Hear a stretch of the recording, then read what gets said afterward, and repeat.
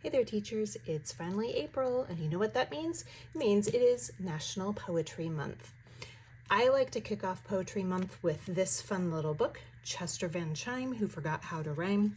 It's a great one by Avery Monson and Abby Hanlon. The book is super cute, especially for my fifth graders, because they already know how to rhyme, and this book likes to subvert expectations.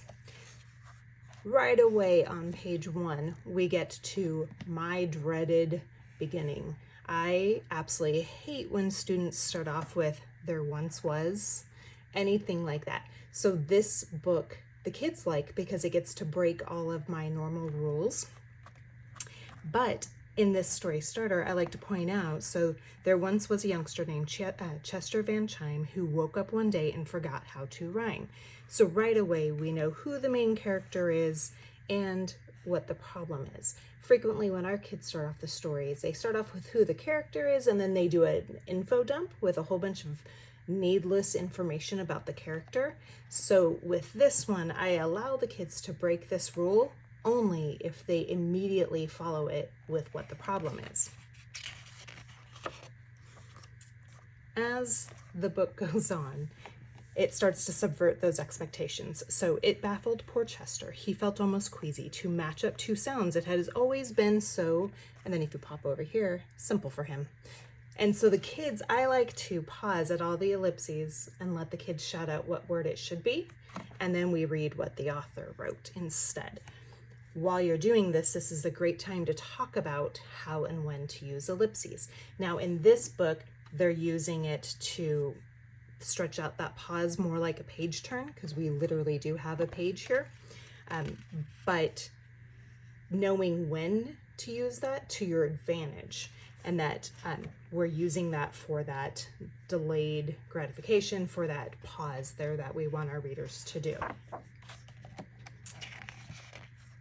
If you pay attention to just the story, you're going to get one story. But if you start paying attention to the illustrations on your second or third read through, you'll start to notice other things that are not right. So if we take a look at his socks, we have the two different colored socks.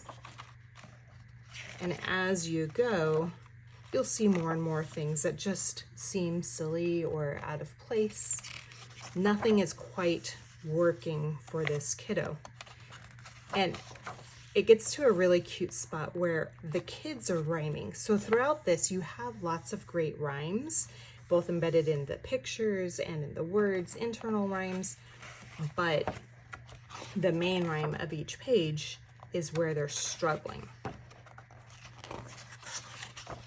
On this page, they start to bring him lots of rhymes, but they're not named. So it's fun to have the kids go back through on a different day and really analyze what is it that they're trying to say. What are the rhymes that they're intending, and then how does he change that? So big angry word, worm. So what is this supposed to be?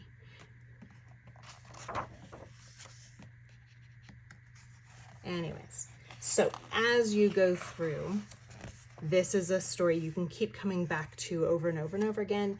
You can use the pictures, you can use the words, you can search for the rhymes that are implied and the ones that are actually written.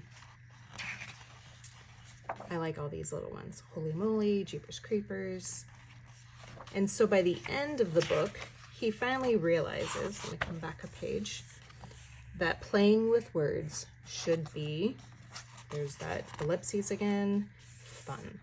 So once the kids have read through this a few times, we've really looked for those rhymes. By the time we get to the end, let's come up with some fun words and then see if we can come up with different rhymes for them. From here, I would take the kids into a lot of rhyming activities, a lot of quick poems, like couplets that specifically rhyme. So this book is hilarious. The kids really get into it. They love to do that audience participation piece. And it's just a really fun one to kick off National Poetry Month. So if you're celebrating this month, I hope you start off with this cute little book.